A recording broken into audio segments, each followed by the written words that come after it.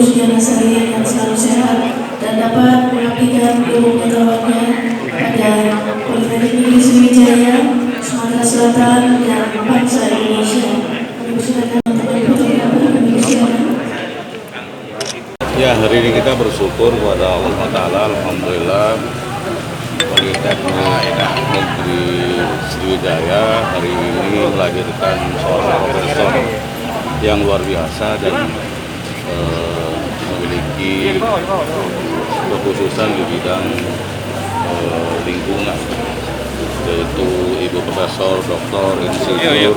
Dalam bagian yang menjadi tantangan pada saat ini, ya, bahwa kita menuju suatu era revolusi industri 4.0, bahkan masuk lagi menuju teknologi lanjutan. Ini tidak luput dari bagaimana sebuah energi yang ada di dalamnya. Bagaimana kita menjaga lingkungan, dan insya Allah menjadi bagian di dalam kita membangun provinsi ini, ya, melalui pendidikan politeknik, melalui pendidikan vokasi yang tugasnya adalah menyiapkan sumber daya dunia terapan yang langsung siap masuk ke dunia industri yang berada di front end.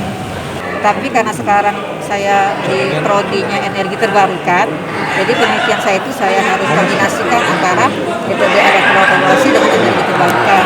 Makanya penelitian yang terbarukan adalah menghasilkan hidrogen dari limbah. Jadi limbah tadi diolah dengan metode elektropolisasi untuk menghasilkan gas hidrogen, gas yang ramah lingkungan.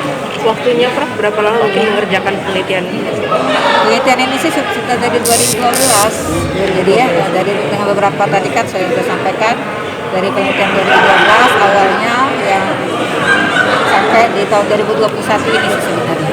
Kalau penelitian kan jadi yang saya tampilkan tadi itu penelitian sudah saya kuliah S3 sampai di tahun ini. Jadi yang saya lakukan itu hampir ya setiap tahun kita meneliti, tapi karena konsep saya waktu dengan terapan namanya dan prodinya energi terbarukan dan satu-satunya program magister yang pertama di Polri, ya gitu. Jadi karena saya diberi kepercayaan untuk mengelola itu, maka kedepannya itu saya ingin ya magister terapan kami ini benar-benar berkembang. Jadi kami ingin mengembangkan energi terbarukan yang sumber-sumbernya banyak sekali, misalnya energi biomasa, energi angin, energi surya, dan energi air yang berlimpah.